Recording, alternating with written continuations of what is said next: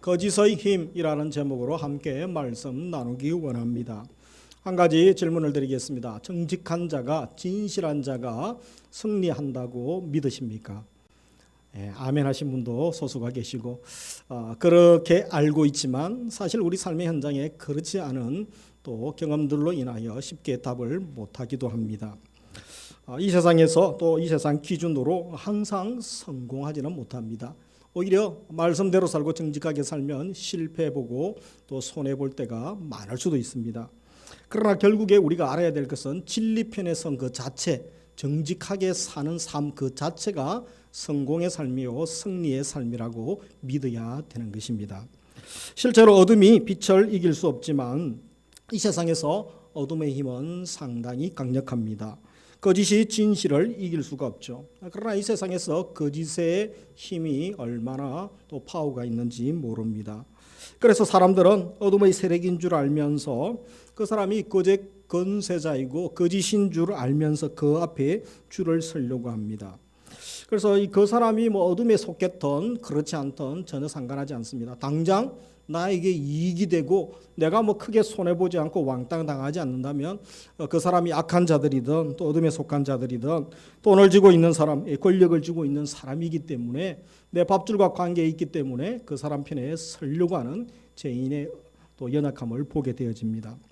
안타까운 것은 오늘 본문에 보면 진실을 은폐하는 이 거짓된 자들이 등장하는데 바로 이런 부류들에 해당하는 사람들의 또 강력한 힘을 발휘하고 있는 것을 봅니다. 본문은 당시 유포되고 있었던 예수님 부활에 대한 잘못된 소식에 대한 진실을 또 진상을 밝히고 있습니다.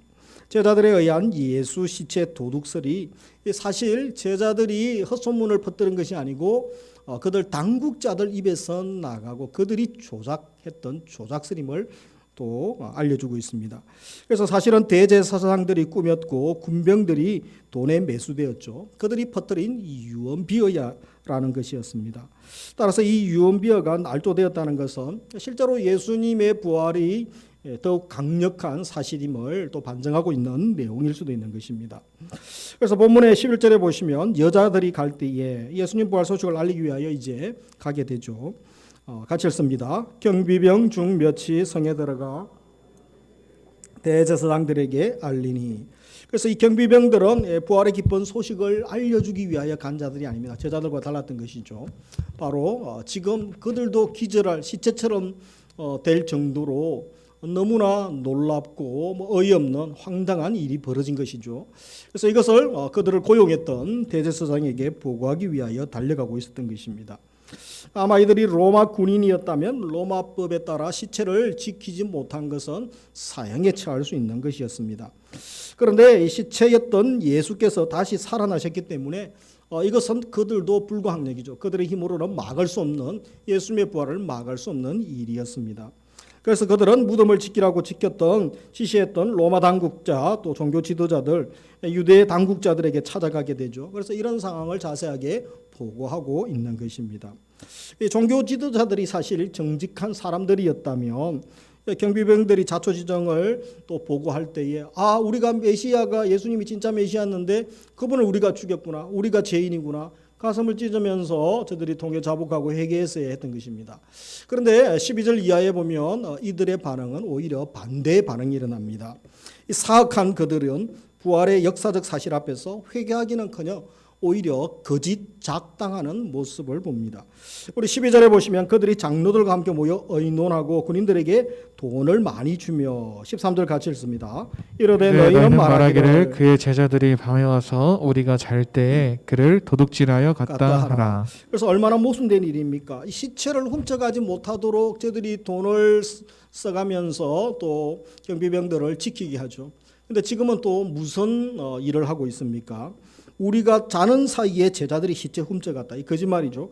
헛소문 내어달라고 그것도 또 경비병들에게 돈을 주면서 그것을 지시하고 있는 모습을 보게 됩니다. 그래서 13절에 이 말들을 허점투성이의 말, 거짓말이라고 할 수 있는 것이죠. 군인들에게 요청했던 거짓말, 우리가 잘 때 제자들이 도둑질에 갔습니다 하는 것, 조금만 생각해 보아도 앞뒤가 맞지 않는 거짓말인 것입니다. 말도 안 되는 허점투성이 거짓말이었습니다. 그래서 몇 가지 이유를 댈 수 있죠. 그런데 제자들은 예수님이 체포되실 때만 해도 그러마 나 살려라 하면서 도망갔던 자들이고, 맹세하고 저주하면서 또 빨가벗고 도망가면서 그런 겁장이들 아닙니까? 그런데 이들이 어떻게 군인들이 또 칼과 또 창으로 이렇게 철동같이 지키고 있는 그 방어망을 뚫고 예수님의 시체를 훔쳐갈 생각을 할 수 있겠습니까? 그것도 결코 쉽지 않았죠.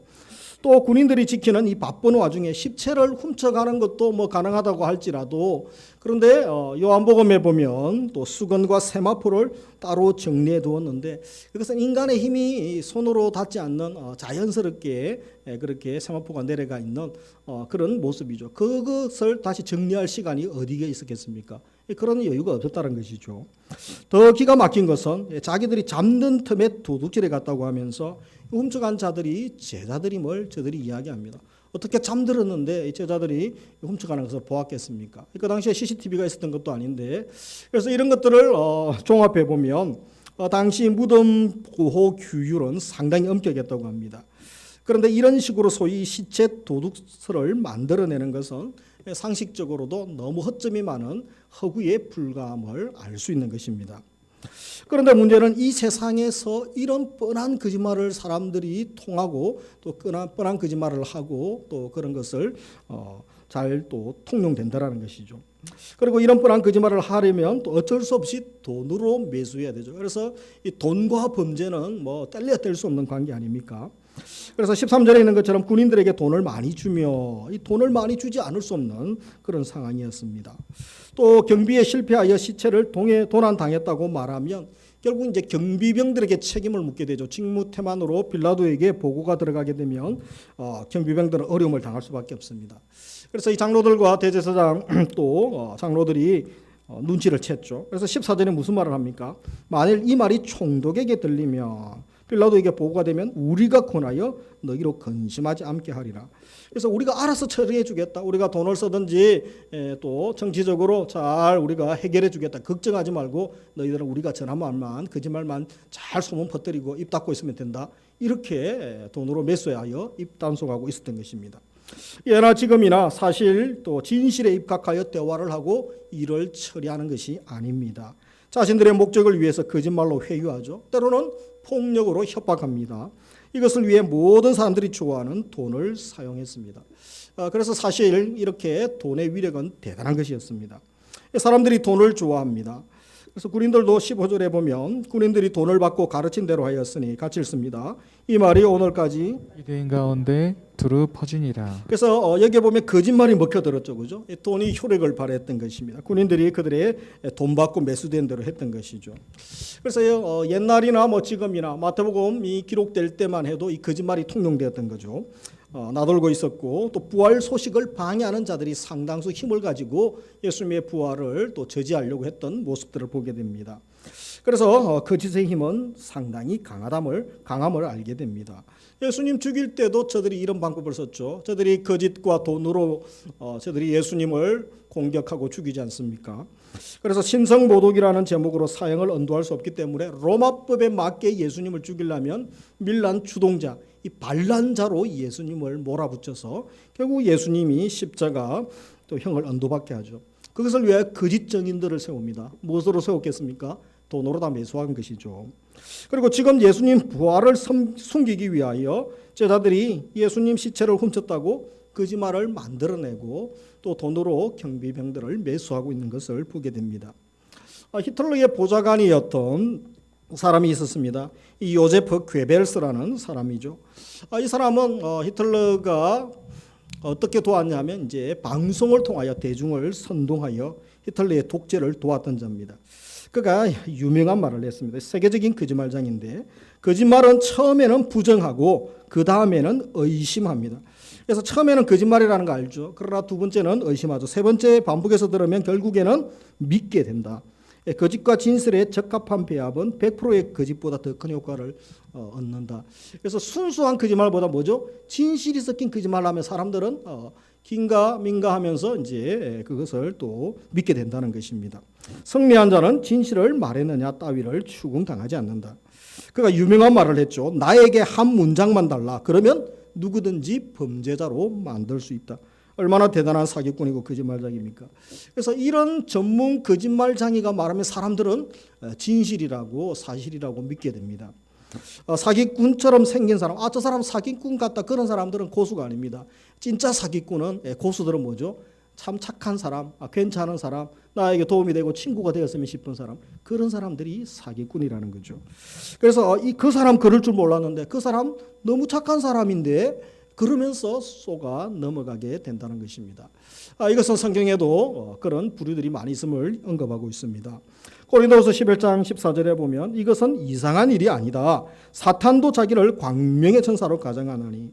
그래서 이 사탄이 천사의 얼굴을 하고 내 친구처럼 내 이웃처럼 나를 위하는 사람처럼 나를 아껴주고 사랑하는 사람처럼 접근하지만 그거는 사탄이라는 거죠. 그래서 사탄은 거짓말장이의 아버지입니다. 요한복음 8장 44절에 보면 너희는 너희 아비 마귀에게서 났으니. 그래서 우리가 주님 소속이 아니었습니다. 흑암의 나라에서 아들의 나라로 예수 그리스도의 십자가 죽으심과 부활 때문에 주님의 대속사역 때문에 우리가 옮겼지만 과거에는 우리가 마귀 아들이고 마귀 소속이었다는 거죠. 그래서 우리의 예답이 마귀는 어떤 사람입니까? 그는 처음부터 살인자죠. 살인자. 그리고 마지막에 같이 읽습니다. 이는 그가 거짓말장이요. 거짓의 아비가 자막이 되었습니다. 없습니까? 그래서 거짓말장이요 거짓의 아비가 되었습니다. 그래서 이 거짓말장이고 또 거짓의 아비라고 합니다. 거짓하면 누구죠? 배후에 사탄이 역사하고 이 세상에 존재하는 모든 거짓말 사기들 배후에 어둠의 세력이 역사하고 있습니다. 그래서 우리가 사탄을 우습게 여기면 안 됩니다. 자기도 모르게 사탄의 세력에 거짓 세력에 우리가 속아 넘어갈 수 있는 것입니다. 내가 알고 있는 많은 지식 정보들도 사실은 오정보가 많습니다. 그 안에 거짓이 많다라는 것을 우리가 인정해야 됩니다. 그리고 뭐 세상의 지식들은 신진식이 아니라 세상의 지식들은 또 뭐 과거의 지식들이 틀린 것들이 많죠. 계속 이론도 자연 법칙 이론도 업데이트되죠. 그리고 계속 반박하고 무너뜨리고 새로운 학설 가설이 생겨납니다. 또 제품들도 그죠. 옛날 제품은 전혀 또 맞지 않는 새로운 제품들이 계속 나오고 있죠. 저도 최근에 뭐 교회 시설과 관계해서 이렇게 좀 문의를 하다 보니까 제가 알고 있던 옛날에 그 시설 시스템이 아니더라고요. 새로운 또 방식으로 새롭게 또 접근하는 그런 제품들이 나오더라고요. 그래서 옛날 것 안다고 잘하는 것도 아니고 과거 지식이 또 절대적인 것도 아님을 알게 됩니다. 하나님 말씀 앞에 정직히 서는 연습, 훈련받고 우리가 말씀 앞에 제대로 서 있지 않으면 우리도 말씀을 제대로 해석하지 못하고 또 거짓된 메시지에 속아서 이단들이 요즘 얼마나 강력하게 행사합니까? 요즘 이단들이 뭐 교회도 찾아오고 방문하고 또 연락도 하고 메일도 보내고 협박도 하고 우리 교회 앞에 여기저기 또 이상한 홍보물도 붙여가지고 뭐 이상한 또 소리들도 하고 그렇게 더욱 악랄하게 교모하게 또 활동하고 있습니다. 그럴 가능성이 많다라는 거죠. 거짓이 결코 만만하지 않습니다. 이렇게 거짓에 사로잡히면 자기가 직접 본 것도 믿지 못하는 상황까지 가게 됩니다. 그래서 최소한 경비병들은 예수님의 부활의 현장을 보았던 자들 아닙니까? 그들은 거짓말을 알지 말고 진실했어야 되는 것이죠. 그리고 대제사장들도 이들의 보고를 직접 들었으니 그들이 알고 있는 이전의 구약 성경에 대한 말씀에 대한 지식과 또 전후에 일어난 이야기들을 조금만 조합해보고 정리해보면 예수님이 부활하셨구나. 그것을 부인할 수가 없는 것입니다. 그런데 부활 사건을 보았다는 것과 그리스도의 부활과 그 능력을 믿는 것은 전혀 차원이 다르고 별개의 문제라는 것입니다. 이런 일들은 예수님의 공생애 때도 있었죠. 예수님께서 5병이요 7병이요 사건을 통하여 수만 명을 또 먹이시지 않습니까? 그러나 수많은 사람들이 배부르고 정말 예수님 따라다니면 먹을 것은 해결할 수 있겠구나 이런 생각을 가졌지만 예수님을 믿고 제자의 길을 갔던 부름받았던 자는 소수고 대다수는 떠나가게 되었다는 것입니다. 한번 거짓말하려고 작정한 사람들 자기 길을 돌이키기가 어렵습니다. 거짓 에너지가 발동하면 죄인 속에는 자기를 그것을 자제할 능력이 없어지는 것이죠. 그리고 죄의 동력은 점점 강해집니다. 이 거짓이 들통나게 되면 더 큰 거짓말을 하죠. 그리고 계속 그 거짓의 늪에서 빠져서 헤어나오지 못하는 것입니다. 갈 때까지 가고 완전히 망할 때까지 가게 됩니다. 그래서 이것이 바로 죄의 특징입니다. 한번 죄에 빠지면 죄에 중독되면 다른 것들은 뭐 중독 치료 빨리 병원에 가서 치료받으면 되죠. 그러나 죄는 세상의 어떤 방법으로도 죄의 문제는 치료가 불가능합니다. 죄에 중독되면 끝장나는 것입니다. 그래서 거짓이 돈과 만나면 무서운 파괴력을 가집니다. 그래서 요즘 사람들 정치하는 분들이나 기업하는 분들 뭐 많은 분들 보십시오. 모든 언론에 나오는 사건 사고들 보면 돈, 권력들, 가치, 거짓, 같이 또 연관되어 있는 것을 보게 되죠. 돈은 그 자체가 나쁘고 좋은 것은 아닙니다. 가치 중립입니다. 건강한 노동과 섬김의 대가로 돈을 주고받는다면 돈이 유용한 수단으로 쓰임받을 수 있습니다. 정당하게 돈을 벌고 또 진심이 담긴 감사로 돈을 거래한다면, 건네준다면 그 돈은 유용한 것이죠. 그러므로 돈 거래는 땀과 노력을 통하여 우리가 서로 주고받아야 되고 또 서로를 섬기는 그런 자원으로 사용해야 됩니다. 그리스도인들의 금융거래, 돈거래는 섬김의 거래가 되어야 되는 것이죠. 그런데 이 세상에는 그렇지 않습니다. 부당하게 돈을 벌고 불법적 유익을 위해 돈을 사용합니다. 거짓과 욕심과 악을 조장하기 위하여 돈을 사용한 다음에 그때 사용되어지는 돈은 엄청난 파괴력과 위험을 가지고 있음을 알아야 됩니다. 그래서 오늘 본문에 등장했던 종교 지도자들 돈으로 가룟 유다를 매수했죠. 돈으로 경비병들을 매수하고 군인들을 매수합니다. 그리고 큰 거짓말을 하려면 무엇이 됩니까? 돈이 더 많이 들게 됩니다. 거짓말을 위해 쓴 돈, 결국은 그들이 그만큼 거짓말을 위하여 매수했던 그 돈들보다 더 10배, 100배 이상 벌 수 있는 것이죠. 그리고 그런 생각을 가지고 있기 때문에 그렇게 해서라도 또 이윤을 남기려고 하고 있지 않습니까? 자기들에게 유익이 되기 때문에 이 거짓의 돈을 투자하는 것입니다. 돈으로 진실을 사고 파는 자들이 바로 이 종교 지도자들이었습니다. 그래서 군인들이 사실대로 말하지 않죠. 15절에 보면 돈을 받고 가르친 대로 그대로 말하게 됩니다. 그래서 사람들은 진실보다 돈의 더 약함을 보게 되죠. 돈 싫어하는 사람이 없죠. 다 돈에 약하죠. 그래서 이 돈이 어디까지 갈 수 있느냐? 예수님은 하나님의 자리까지 갈 수 있다라고 말씀하십니다. 마태복음 6장 24절 하나님과 재물을 겸하여 섬기지 못하니라. 이 만몬이라고 하죠. 재물이 신의 자리, 하나님의 자리까지 경배 숭배의 대상까지 갈 수 있죠. 그리고 바울은 무엇이라고 합니까? 돈을 사랑함이 일만 악의 뿌리가 된다. 일만 악은 일만 가지가 아니고 모든 악의 대표죠. 그래서 이 돈은 사랑이라는 것은 인격과 인격이 하는 건데 그 인격이 아닌 돈에게 인격을 부여합니다. 너가 너무 좋기 때문에 너가 나와 교제하자, 데이트하자. 그래서 돈을 인격을 만들어 놓고 데이트하고 교제하기 시작합니다. 돈을 사모하게 되죠. 그래서 결국은 근심하게 되고 자기를 찌르게 되고 디모데전서에 보면 파멸하게 된다라고 말씀합니다. 돈이면 권력자를 움직입니다. 그리고 그 권력자가 악한 법을 만들게 됩니다. 그리고 그 권력으로 사람을 죽이기도 하고 살리기도 합니다. 돈이면 사실도 거짓으로 만듭니다. 돈이면 거짓도 사실도 만드는 세상입니다. 유전무죄, 무전유죄. 그래서 돈이 얼마나 강력한 힘을 자랑하는지 알고 있는 것이죠. 세상에 일어나는 모든 범죄들 다 돈과 관계에 있습니다. 세상에 시민운동하고 우리가 인류를 사랑합니다. 인류애를 가지고 외치는 사람들 다 자기 배를 챙기고 돈과 관계되지 않으면 그런 소리 할 수 있는 사람이 몇 명이나 되겠습니까? 그래서 이 돈에 빠져 있고 돈을 신으로 섬기고 있는 안타까운 세상 가운데 우리가 살고 있음을 알아야 되는 것입니다. 오늘 본문을 보면 예수님의 부활도 거짓을 잠재우지는 못했음을 봅니다. 부활의 진리, 사실도 거짓을 제거하지는 못했습니다. 그래서 이 생명을 살리는 이 영광스러운 사건, 역사의 진실 앞에 이 참으로 천박한 거짓말들이 난무하고 있습니다. 다 돈에 놀아나고 있는 것이죠. 돈을 쫓는 종교 지도자들, 경비병들, 로마 권력자들 모두 이 땅에서 잘 먹고 잘 살고 이 땅에서 그들이 부를 또 얻으려고 하고 있습니다. 그래서 그것을 위해서 사탄의 권세, 사망 권세에 매여 사로잡혀 노예가 되어 살아가는 안타까운 모습을 보게 됩니다. 부활 현장에 있던 사람들도 이 정도였다면 2000년이 지난 지금 우리가 살고 있는 세상, 우리는 얼마나 더 심각한 그런 위험 가운데 살고 있다고 할 수 있겠습니까? 거짓이 약하기 때문에 진실을 추구하는 것이 아닙니다. 그리고 거짓이 반드시 이 땅에서 망할 것이다. 그렇지 않을 수도 있습니다. 실제로 그렇지 않은 경험을 또 뉴스를 우리가 더 많이 보지 않습니까? 거짓의 세력, 어둠의 세력에게 우리 모두 넘어갈 가능성은 상당히 많은 것입니다.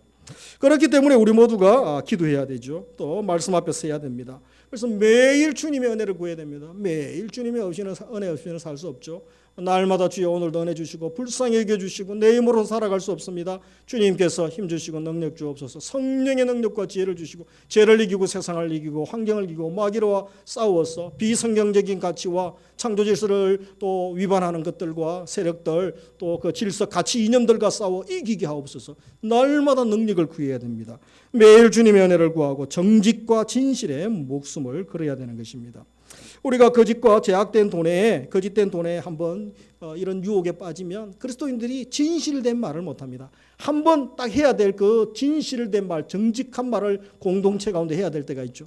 근데 평소에 우리가 정직을 상실하고 진실을 상실하면 이미 신뢰를 잃어버렸기 때문에 그 이야기를 하지 못합니다. 그렇기 때문에 결정적일 때 우리가 진실된 말 한마디 하기 위하여 선한 영향력이죠. 그것을 위하여 우리가 평소에 거룩하고 진실된 삶을 살아야 됩니다. 늘 진실하고 정직한 걸음을 걸어야 되는 것입니다. 그래서 우리가 매일매일 하루에 일어나서 기도할 때 주여 진실하게 하소서, 주여 정직하게 하소서, 주여 거룩하게 살게 하소서 우리의 기도, 우리의 또 간구가 되기를 원합니다. 마지막으로 부활신앙, 내세에 대한 확신으로 우리는 끝까지 진실할 수 있습니다. 사람들의 거짓말하고 또 진리를 싫어하는 이유가 거짓에 붙들려 사는 이유가 무엇입니까? 이 세 가지 이유가 있습니다. 이 땅의 삶이 전부라고 믿기 때문이죠. 당장 먹고 살기 위해서 당장 권력자의 도움을 받아야 하고 당장 돈이 필요하기 때문에 거짓말을 했으라도 내가 그 위기를 모면하려고 합니다. 이 땅의 삶이 전부라고 생각하기 때문에 이 땅에서 잘 먹고 잘 살면 되는 것 아닙니까? 수단 방법을 가리지 않는 것이죠. 적당히 거짓말하고 타협하고 사기치고 사탄의 권세, 죄악의 권세에 놀아나는 것입니다. 그리고 두 번째로 거짓말하고 악에게 끌려가는 이유가 무엇입니까? 자신의 영혼을 생각하지 않기 때문에 그렇습니다. 영원한 세계를 믿지 않고 영혼의 세계를 믿지 않습니다. 이 땅의 삶, 육체의 삶이 전부라고 생각하고 또 죽으면 끝이라고 생각하기 때문에 결국은 죄에 끌려다니고 마귀에게 끌려다니는 비참한 삶을 살고 있는 것입니다. 그러면서 또 거짓에 붙들려 사는 이유가 무엇입니까? 연약한 죄인을 사랑하시는 하나님을 믿지 않고 하나님 사랑을 믿지 않기 때문에 그렇습니다. 이 세상의 전부인 사람들 진리가 거짓보다 강하지 않는 것이죠. 그들에게는 현실적으로 거짓이 더 강하고 파괴력이 있습니다. 가짜가 진짜로 둔갑합니다. 많은 대중들이 가짜를 진짜로 믿고 있는 것이죠. 그래서 이 진리편의 선자는 억울함을 당하고 손해를 보고 또 죽을 그런 상황에 놓이기도 합니다. 억울한 죽음을 당하고 순교를 당하는 자들도 있는 것이죠. 이 성도는 진리가 거짓보다 강하기 때문에 진리를 쫓는 것이 아닙니다. 이 땅에서는 우리가 오해받고 모함받고 공격받을 수 있습니다. 진실하게 사는 자, 어떤 분들은 또 손해보다가 결국은 역전에 하나님이 회복시켜 주시면 좋고 간증의 주인공이 되면 좋은데 죽을 때까지 고생하고 순교만 하고 거짓처럼 힘들게 살다가 그렇게 그의 삶이 마감되는 또 믿음의 사람들도 얼마나 많습니까? 심지어 고통을 당하고 죽임을 순교를 당할 수도 있습니다. 그런데 우리가 기억해야 됩니다. 무엇을 기억해야 됩니까? 내가 믿고 따르는 예수 그리스도 그분이 누구신가? 그것을 알면 우리가 끝까지 진리의 길을 가고 또 믿음의 길을 갈 수 있는 것입니다. 예수 그리스도만이 유일한 진리요 주님만이 생명이시고 유일한 또 길임을 믿기 때문에 우리가 지금도 어떠한 또 손해와 또 공격 앞에서도 흔들리지 않고 진리를 쫓고 생명의 길을 갈 수 있는 것입니다. 예수님만이 부활이요 생명이라고 했습니다. 그렇기 때문에 영원한 세계를 사모하고 우리가 진리의 길을 갈 수 있는 것입니다. 그러므로 우리가 어떻게 살아야 되겠습니까? 끝까지 진실된 삶을 살 수 있기를 주의 이름으로 축복합니다. 거짓은 아예 멀리하시기 바랍니다. 거짓과 친구 되지 마시고 거짓을 좋아하지 마십시오. 어떤 분들은 그리스도인들도 남에게 손해 주지 않는 하얀 거짓말을 해도 되지 않느냐? 편의를 위한 거짓말은 괜찮지 않느냐? 그렇지 않습니다. 성경은 하얀 거짓말도 지지하지 않습니다. 그리스도인의 가장 기본 인격 무엇입니까? 두 가지. 진실함과 정직함. 그 사람을 이야기하면 진실한 사람입니다. 그 사람 정직한 사람입니다. 그 사람 진실하지 않고 거짓말장이고 사기도 많이 했는데 참 부자입니다. 참 높은 건세 자리에 있습니다. 그런 소리 듣는 것이 아니라 정말 그 사람은 하나님의 사람입니다. 진실한 사람이고 정직한 사람입니다. 이런 이야기를 들을 때 주님이 기뻐하지 않습니까? 우리 한 주간 살면서 정말 우리의 삶의 현장에 또 관계된 사역의 현장 가운데 진실한 사람, 정직한 사람, 하나님의 사람, 성령의 사람이라는 평가를 들을 수 있기를 주님의 이름으로 축복합니다. 우리 좌우에 계신 분들 가면 인사하겠습니다. 진실한 사람 됩시다. 진실한 사람 됩시다. 아멘. 말씀을 마무리합니다. 돈과 거짓의 무서운 파괴력을 보면서 우리는 진실한 주님의 자녀로 살기를 원합니다. 주여 진실하게 하소서. 절대적으로 성령님을 삼아야 되죠. 우리 모르는 정직하고 진실할 수 없습니다. 당장 눈앞에 손해보고 힘들어지는데 그걸 이길 사람이 몇 명이나 있겠습니까? 성령의 비상한 은혜가 주어져야 됩니다. 두 번째로 아무리 악한 세력의 모함과 작당도 예수 그리스도의 부활을 막지 못합니다. 주님의 부활을 이길 자가 없습니다. 어둠은 빛을 이기지 못합니다. 거짓은 진리를 이길 수 없습니다. 사실 오늘 본문만 보면 거짓이 이기고 어둠이 이긴 것처럼 보입니다. 그러나 사실은 정반대였죠. 주님의 부활에 대한 거짓 소문에도 불구하고 부활 소문은 퍼져가고 사도행전에 가면 바로 초대교회에 성령이 강림하시죠. 성령 강림하시면서 모든 것이 대반전 역전이 일어나면서 교회가 세워지고 교회가 부흥하고 하나님 나라가 힘있게 또 확장되는 것을 보게 됩니다. 손바닥으로 하늘을 가린다고 하늘이 없는 것이 아니죠. 태양이 구름에 갇혔다고 태양이 없는 것이 아닙니다. 곧 구름이 걷히게 되고 찬란한 태양이 뜨는 것입니다. 세상의 이치도 그렇다면 영적 세계 하나님의 일은 더욱더 그렇지 않겠습니까? 우리 교회가 복음을 들고 나가는 그 길에 예수의 제자들이 나가는 삶의 현장에 끊임없이 거짓의 제자들 또 어둠의 제자들이 방해하고 어둠의 교회들 거짓된 교회들도 있을 것입니다. 세상에서는 거짓의 능력, 돈에 팔린 뻔한 거짓말하는 사람들이 얼마나 많습니까? 그들을 만나면서 우리도 또 손해보고 우리도 어려움 당하고 의인이 갈등하고 고민해야 됩니다. 예수 믿는데 이 세상 살면서 갈등이 없고 고민이 없고 또 그런 기도로 나아가야 되죠. 그 가운데서 기도로 나아가고 또 하나님 살아계심을 경험하고 응답받고 간증의 주인공이 되어야 되지 않겠습니까? 그럼에도 불구하고 끝까지 진실한 사람, 끝까지 그리스도의 순결한 신부로 살아갈 수 있기를 원합니다. 왜 그렇게 해야 됩니까? 주님이 오시기 때문에 그렇죠. 하나님이 살아계시기 때문에 주님 앞에 설 날이 있고 심판의 날, 결단의 날이 있기 때문에 그렇습니다. 그리고 바로 천국과 지옥이 있기 때문에 그렇죠. 의인에게 주시는 상급, 악인에게 주시는 또 하나님의 벌, 영벌에 그들은 빠질 것을 알기 때문에 세상 사람들은 모르기 때문에 이 세상이 전부인 것처럼 살아갑니다. 여러분 70년, 80년, 100년 그렇게 살아서 영원한 유황불에서 영원한 고통 가운데 사는 것이 좋습니까? 잠깐 고난당하고 또 제자의 길을 가고 십자가의 길을 가고 십자가 정신으로 살다가 의인이 당하는 괴로움, 아픔이 있지만 그러나 그 가운데 주님이 위로하시고 형통케 하시고 이기게 하시고 간증이 되게 하시고 주님의 또 사랑과 능력을 경험하며 살면서 영원히 주님과 함께 사는 것이 좋습니까? 우리 모두가 후자를 선택할 수 있기를 주의 이름으로 축복합니다. 그래서 우리가 한 주간 살면서 이렇게 기도하며 믿음과 승리의 삶을 살기를 주의 이름으로 축복합니다. 우리의 기도 제목 같이 한번 우리 소리내어서 같이 읽도록 하겠습니다. 주여 진실하게 하소서, 성령의 능력으로 진실하게 하소서, 거짓에 휘둘리지 말게 하소서, 신실하고 진실한 사람들을 통하여 이 세상이 아름다워지게 하소서. 하나님의 거룩함과 진실함과 의로우심이 우리를 통하여 이 땅에 펼쳐지게 하소서. 아멘. 이렇게 살아가시기를 또 이렇게 기도하시기를 주의 이름으로 축복합니다. 기도드리겠습니다. 아버지